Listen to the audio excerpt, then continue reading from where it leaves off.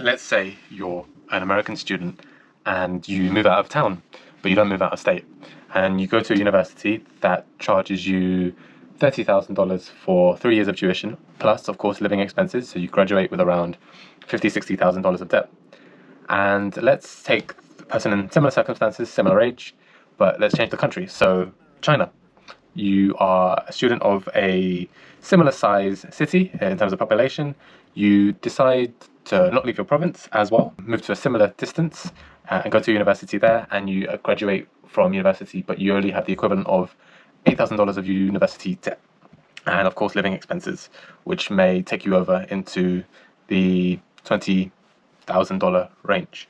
Added to this, there are no concrete personal bankruptcy laws in China for student loan debt, but it remains unclear if student loans would be dischargeable under any future framework.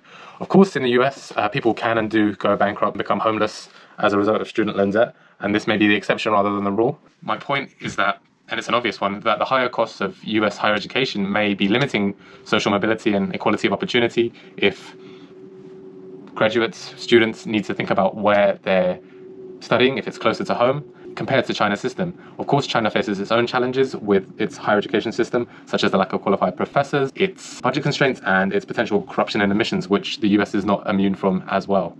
However, if we play out the two systems for a couple of generations or so, we may be able to see the fact that the rising cost of learning will in fact jeopardize, or is in fact jeopardizing, the United States. You might say, Nick, it's more complex than that. How could a 5 or 10-minute video on YouTube from someone that doesn't really know what they're talking about, who's never been to China or the US, what would they know? And you'd be right. This is just a short video. You might say, the US has some of the best higher education institutions in the world, and you'd be right. While those high tuition costs may be more expensive than China, the value of the degree may be greater.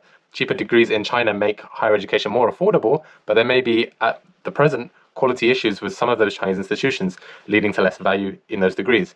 However, my overall point about the reproduction of equality of opportunity and that graduate in America and China being able to graduate into vastly different towns and cities that have more or less going for them. And for the Liberal opposition, it was a way of avoiding facing up to the genuine grievances and the very real anger in America that Trump's election had revealed. That he might be the product of a country where large areas had fallen into both desolation and despair. Towns where all the factories had closed. Millions had become addicted to opioids. And yet no one in power had come to rescue them.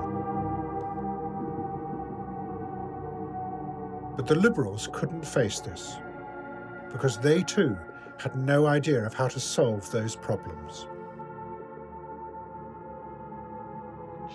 And despite Joe Biden's student loan forgiveness program, the overall underlying system with the American higher education system is not reformed. While there's $10,000 worth of federal loan forgiveness for borrowers or $20,000 for Pell Grant recipients, this only applies to federal student loans and it excludes private lenders. It's one-time debt relief, it's not an ongoing solution, and it doesn't address the broader issue of rising college costs or affordability.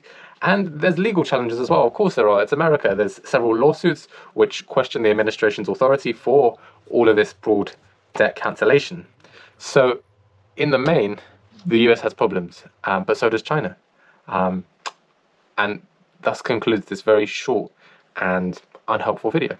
But I look forward to doing more things like that, and I'd like to hear from you if you are an American student or a Chinese student, and to see what your experiences are like with debt and what your experiences are like with lending. Did you borrow from anywhere else that was a private lender for living, for tuition? If so, I'd like to hear from you. Anyway, thank you. Take care.